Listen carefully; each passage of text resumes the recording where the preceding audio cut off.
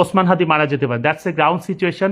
আমরা শত না চাইলেও আমরা তার জন্য কাঁদবো, সবকিছু করব, কিন্তু শত না চাইলেও এটা বাস্তবতা, যে কোনো মুহূর্তে তিনি মারা যেতে পারেন। কিন্তু তিনি যদি বেঁচে যান সেটা অনেক সময়ের ব্যাপার, 6 মাস থেকে 1 বছর, একটা লম্বা সময়ের ব্যাপার, এবং সেক্ষেত্রেও তিনি পুরোপুরি সুস্থ হয়ে আগের অবস্থায় তো কখনোই আসতে পারবেন না। তো কাজে আপনারা খুব শুধু দোয়া করতে থাকেন যে আল্লাহ যেন তাকে একটা মোটামুটি একটা অবস্থায় যেন আমাদের মাঝে রেখে যান, যাতে তার দিকে তাকিয়ে হলেও আমরা তার যে আদর্শ সে দিয়ে গেছে এদেশের মানুষদের জন্য, ওই যে বললাম 1 হাদির জায়গায় অসংখ্য হাদি তৈরি হবে, সেটা যেন হওয়ার চেষ্টা করে। যদিও মেধার দিক থেকে that is very much questionable. এই ছেলেটা মানে is a high intellectual capability দিয়ে আল্লাহ তাকে পাঠিয়েছে, এবং that is the very reason শত্রুরা তাকে টার্গেট করেছে। এইটা হচ্ছে সবচেয়ে দুর্ভাগ্যের ব্যাপার।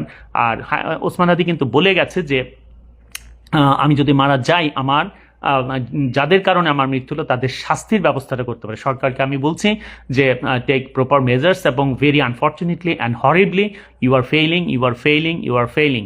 আপনারা চেষ্টা করেন এদেরকে ধরার জন্য, এবং দৃষ্টান্তমূলক শাস্তির ব্যবস্থা করতে হবে অ্যাজ আর্লি অ্যাজ পসিবল, খুব দ্রুততম সময়ের মধ্যেই। আমি ডাক্তারদের বলবো যে be very specific with whatever else you just want to say. There is always miracle, but that's the percentage is very low. A rarity is a rarity. Rare সিচুয়েশনে কেউ যদি রেয়ার সিচুয়েশনে কেউ যদি ইয়ে হয়, সরি একটা call এসেছিল, রেয়ার সিচুয়েশনে কেউ যদি কি বলছিলাম, রেয়ার সিচুয়েশনে কেউ যদি বেঁচে যায় সেটা একটা র্যারিটি, সেটা বলতে হবে। বলে না যে exceptions or exceptions, exceptions can never be example. এক্সেপশনকে এক্সাম্পল হিসেবে বারবার দাঁড় করানো যাবে না। কাজে ডাক্তাররা বলতে পারেন যে there may be exceptions and miraculously he may be saved, otherwise it's a sorry state of affair altogether. আমরা শুধু তার জন্য দোয়া করব, মহান আল্লাহ সব কিছু সহজ করে দেয়। আমি তো সবসময় পার্সোনালি মনে করি খুব সাহসী ডিসিশনও নেওয়া যেতে পারে, কারণ প্রতি মুহূর্তেই তো সে কষ্ট পাচ্ছে, অনেক কষ্ট পাচ্ছে। ওসমান হাদিকে চেয়েছিল, এইরকম একটা দেশপ্রেমী মানুষকে চেয়েছিল সত্যি সত্যি বিদেশের মাটিতে তার মৃত্যু হোক, সেটা কি চেয়েছিল?